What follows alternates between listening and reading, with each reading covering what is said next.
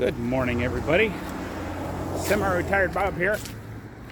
I talk about the carnivore diet and all things related to the carnivore diet and a few other odds and ends here and there. I want to welcome you here to the channel. If you're new here, it's your first time here, thank you for stopping by. But today we're going to talk about the lion diet. What is this lion diet thing that I've been doing? What is today? The 10th, October the 10th. So I've been 10 days on the lion diet. And why am I doing it?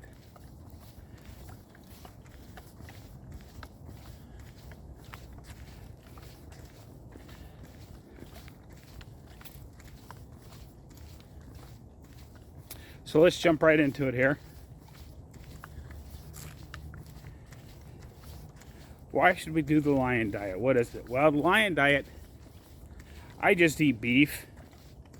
It's technically all ruminant meats, which includes, bison, deer, elk, depending on the part of the world you're in, camels. There's a lot of ruminant animals.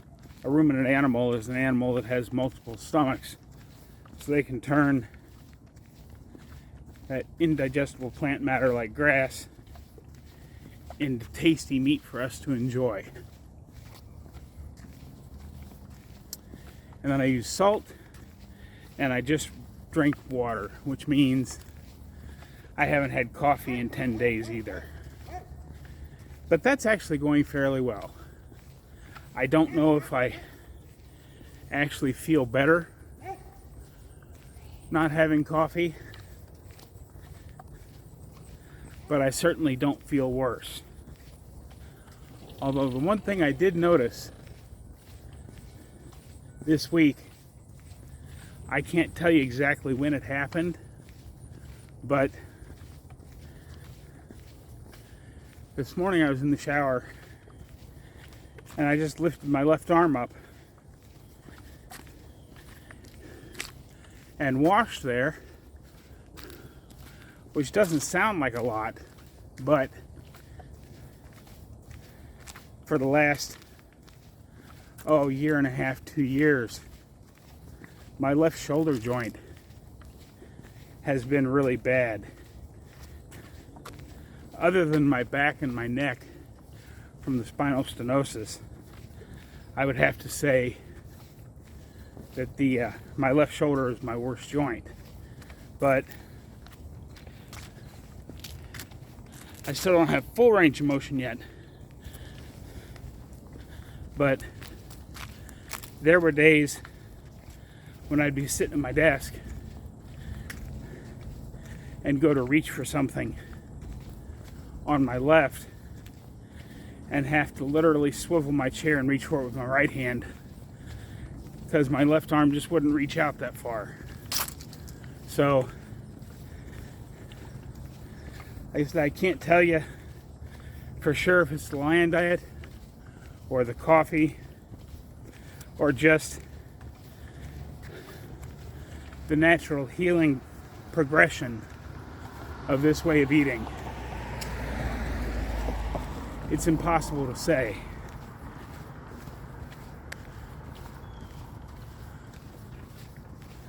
But why I'm doing this is because the lion diet is the ultimate elimination diet. The way I understand it, there is a very small percentage of the population that has a bad reaction to beef. So they might have to do this with lamb or sheep or goat or whatever, deer meat, bison, whatever other ruminant. But I do very well on beef, so I'm just doing beef because that's the cheapest meat I can get here. I've got a big thing of ground beef for today. which, if all goes according to plan, you saw at the start of this video. If not, I'll try and record it some other time. And then I've got a big pack of stew meat for tomorrow.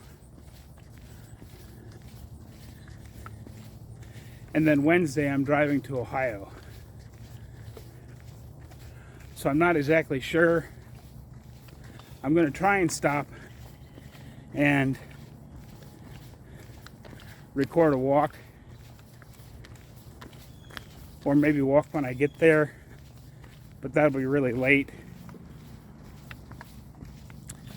and I may put that out as Thursday's video. I just haven't really decided. I'm just going to have to play it by ear, see how it goes. So if you don't see a video on Wednesday, don't panic, don't worry about me. I'll just be driving to Ohio. From here to my sister's house. If I'm not pulling the trailer, I can do it in about 11 and a half hours.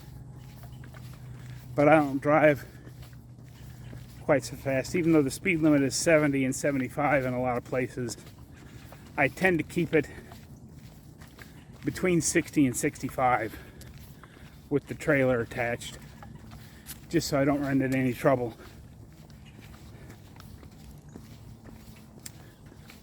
But back to the lion diet.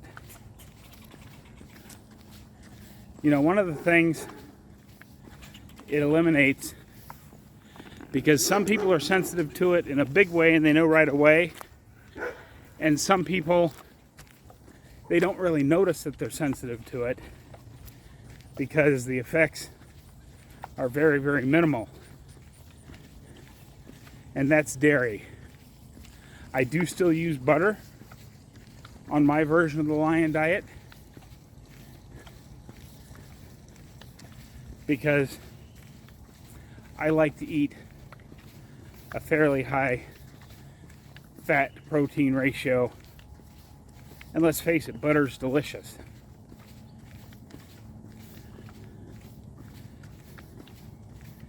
And most people can still use ghee. The dairy I'm talking about is cheese. And I've been primarily using Parmesan cheese. I'll buy a big block of it and grate it up into my hamburger bowls to make like a cheeseburger bowl. But I haven't been doing that. Like I said, I don't know if there's any difference or not. I think I'll have to, probably at the end of October, sit down, watch my earliest videos, watch my latest videos, take into account the natural progression that walking every day will give me, and see if I can notice a difference. Right now I just don't know. But for you, well, like I've always said, let me state this right up front. Well, we're already 6 or 7 minutes into the video, but if what you're doing is working, then there is no reason to change. This advice is, you know, let's say you've been in a stall for 2 or 3 months. Because, you know, we've talked about stalls on the channel before. If you haven't watched those videos, you can go back and pick those up. But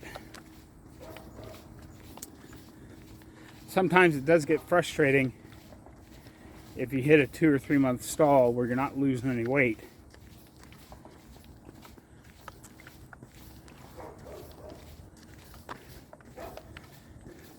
You can try changing things up just a little bit. I obviously haven't had any of those long stalls because I can't help but smile when I say this. I mean, I just put out my video yesterday. I lost 100 pounds in 5 months. So obviously there weren't any long stalls in there. But I've been very strict carnivore with just a little extra stuff added in. You know, the occasional dill pickle wedge, some sausages, some shrimp, and Parmesan cheese.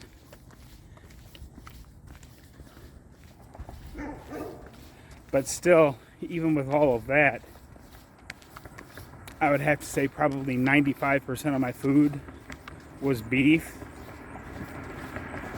and 95% of that was ground beef with some Spam mixed in.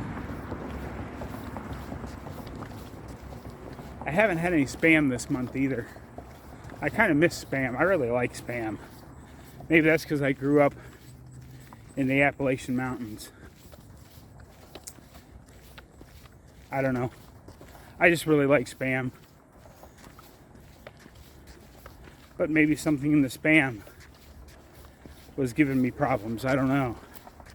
Like I said, I can't personally tell any difference right now. But we'll see. But if you're, you know, that's one of the things you might try. If you still have some aches and pains, or you're not losing, you can try cutting out some dairy.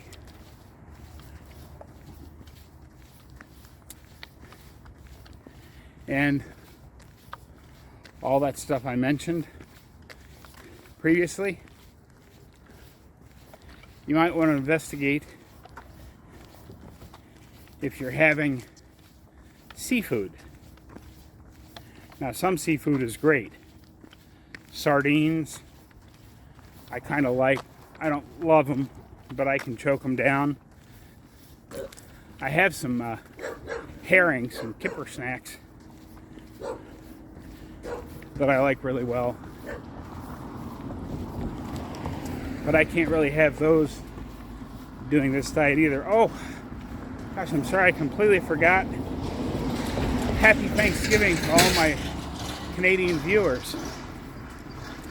As I understand it, today is Canadian Thanksgiving. So I hope you're all having a fantastic day. And there's a gal coming with 2 dogs, so I'm going to take a couple steps to the right here and let her get through. Because no, that's perfectly fine, because she's certainly got a sidewalk load there. 2 dogs and a child. And it is a beautiful day here in Omaha to get the walk done. I was getting ready to go out of the house at 9 o'clock this morning and realized here comes another one. This is a dad with his child, so I'll get out of the way and let them pedal on through. I was getting ready to come out on the walk at 9 o'clock this morning because I got up kind of early because I fell asleep real early last night. But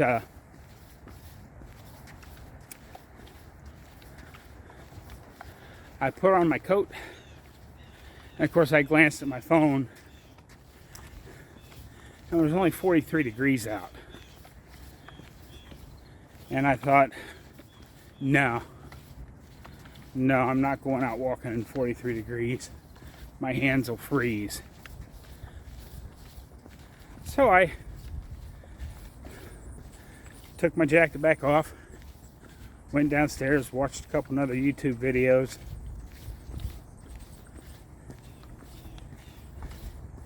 caught up on some comments in the comment section, and left the house about 10:15. And it was up to 54 or 55, depending on which thermometer you looked at. So this is nice. I'm getting some good sun on my face. Soaking up some of that vitamin D.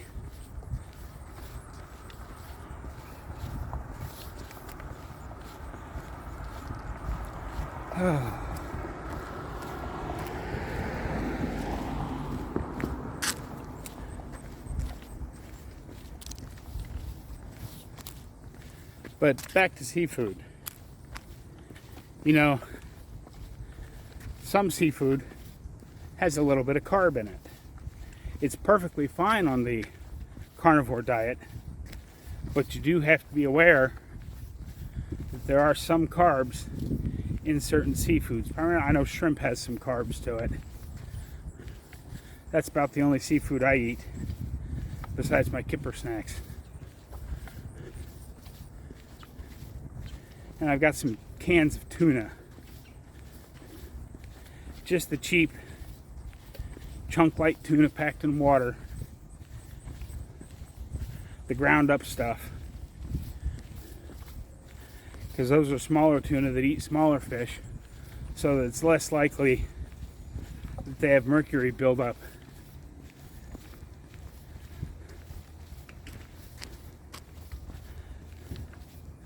Sometimes I'll just have buttered tuna. You know, take like 2 cans of tuna and a half stick of butter. Good stuff. But again, I'm doing the lion diet. I said it was the ultimate elimination diet because at the end of the 30 days, you can judge how you feel, or you can go on longer. But when you've decided you're done with the lion diet, then you can start slowly adding things back in and see how you feel. Because once you've gotten rid of all the other possibilities, now you know if, well, today I'm going to test Parmesan cheese. And I'm going to make a big beef bowl. I can feel this thing shaking, so it must be clicking. Let me see if I can adjust this out just a little bit.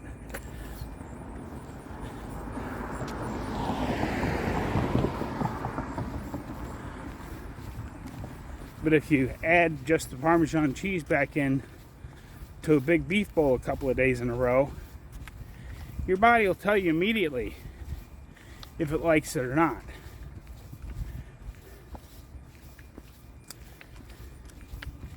And then, let's say you love shrimp like I do, so you steam up some shrimp, dunk them in some butter, and add them to your meal. Again, if your body doesn't react to it, you'll know right away that the shrimp's okay for you. But just slowly add things in one at a time.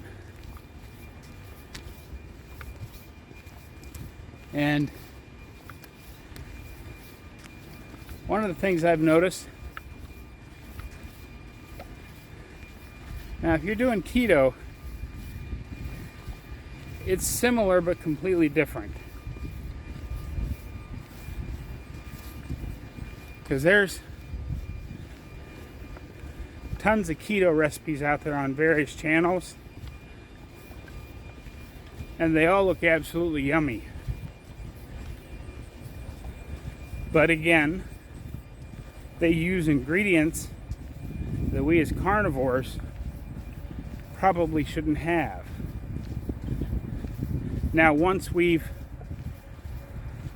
established what we feel like, having done carnivore enough, if you want to try a keto recipe or two, knowing that there's a couple or 3 carbs in it, that's perfectly fine.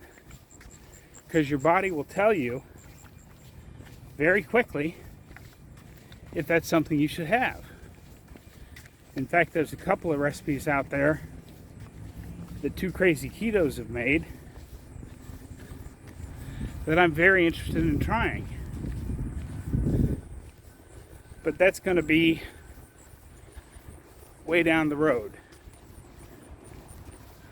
Because I can tell by how long it took me to go from 90 pounds gone to 100 pounds gone. These next 50 pounds, because that's one of my intermediate goals, is to be able to step in front of the camera and tell you that I'm down 150 pounds.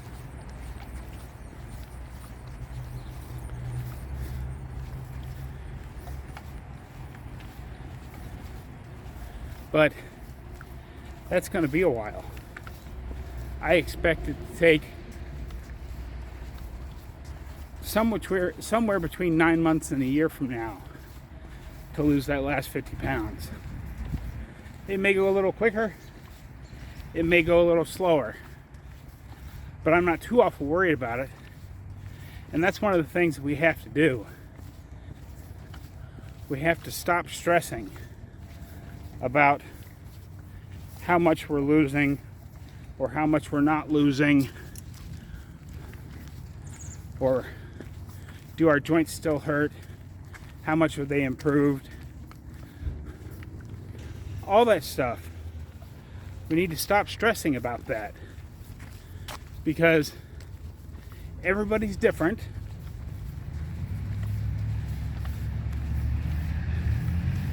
You know, I know, I'll call them friends of mine, but take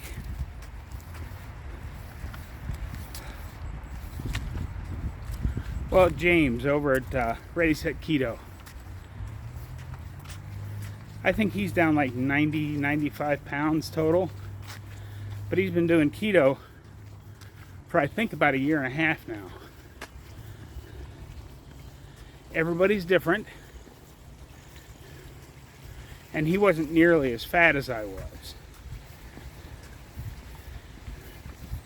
We were about the same weight at about 315, I believe, but he's a tall guy. I don't know exactly how tall he is, but he's certainly taller than my 5'7", or 5'6.5", or 5'6", depending on which station you look at. Because when I signed on the dotted line in Columbus, Ohio to join the service, they said I was 5'7". When I got down to basic training, they said I was 5'6.5".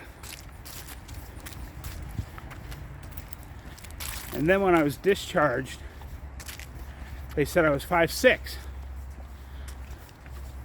So who knows?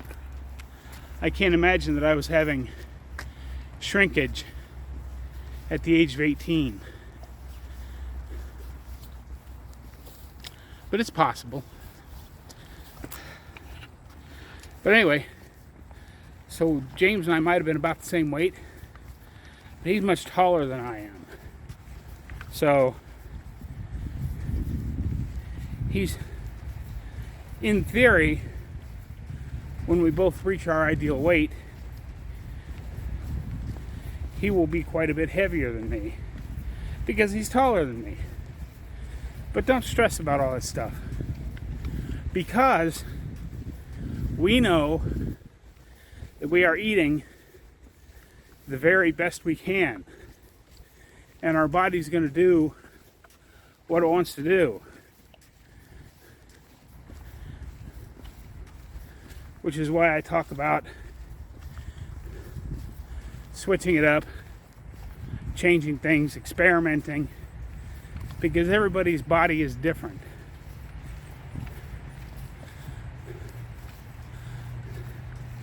My carnivore diet might look very different from your carnivore diet. You might decide, because you really like avocados, although I can't imagine that, but if you decide you really like avocados, maybe your carnivore includes one avocado once or twice a week. And hey, if you're getting results with that, great. No need to change. But if at some point you stall, then maybe you can say to yourself, okay,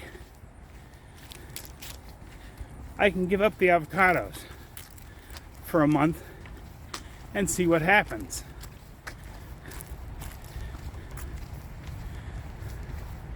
I know I'm kind of rambling on now, but I'm only about another 20 steps away from being back at my street. And I wanted to show you, for those of you that are tracking my actual progress on these walks, that I made it all the way to the top of that big hill coming up to my street without stopping or cutting the video back there. See, there we are. There's the road out front,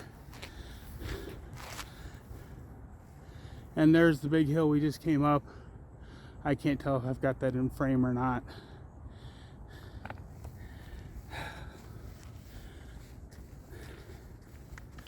So relax, enjoy the ride, and you know what I said yesterday about your why.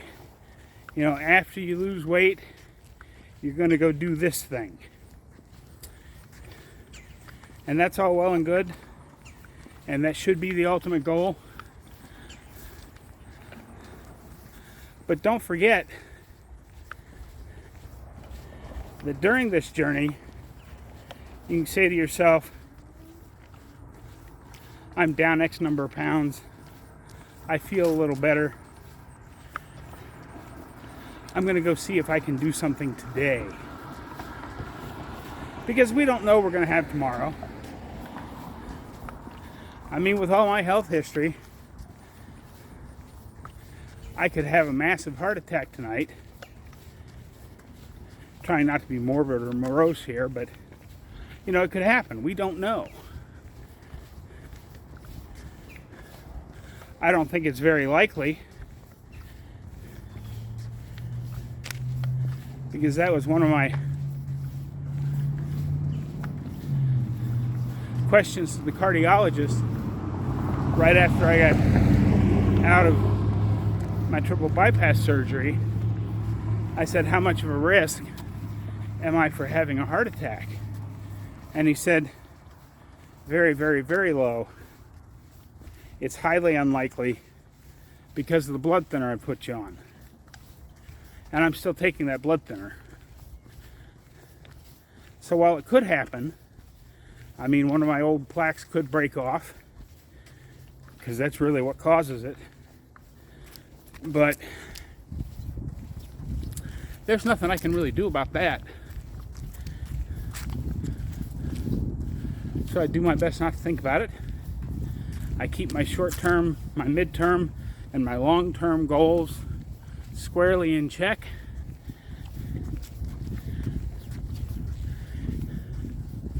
And I just keep pushing forward. Because pushing forward, even if it's just a little bit,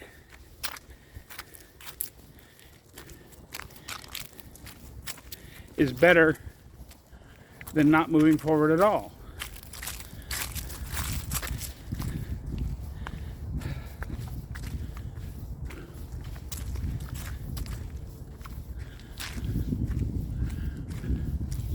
I can see the road coming into my house. I can't actually see my house yet because of the hill. But we're coming up on the 1.5 mile point here, and I'm still yammering away. So I think this is where I'm going to say cue the music.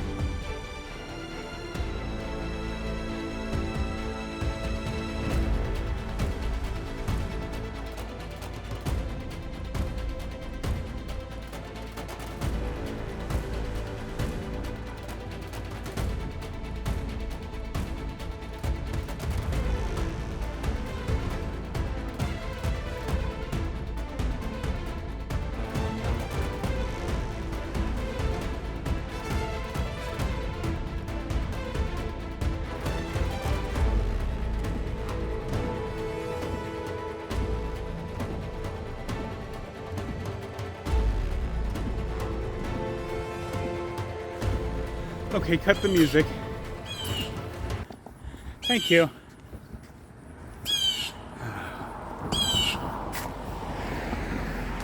He's hiding in the branches up there, but that bird you hear there is a blue jay. I saw him sitting in the grass while I was getting my drink of water, but I must have spooked him because he flew up into the tree. Brilliant blue color. I was kind of hoping to catch him. But anyway, I'm moving a little slow now because instead of going up to the top of that big hill or up to the left like I've been doing, I decided I was going to try to go around that short block that I used to walk when I first started and went down, turned around and came back. And then on like day 16 or 17 of September, I went all the way around the short block. So I went ahead and added that in. And if I remember right, that's a little under a mile. So that was a big jump for me today. But remember, don't stress the small stuff. If you're having a stall, experiment. No one diet is the same for everybody. Don't forget to be 1% better today than you were yesterday. If you're still here, why don't you go ahead and subscribe? You've been here this long. There's a playlist over here for the entire September challenge. There's a video over here that you've never seen before. Have a great day, everyone. We'll see you tomorrow.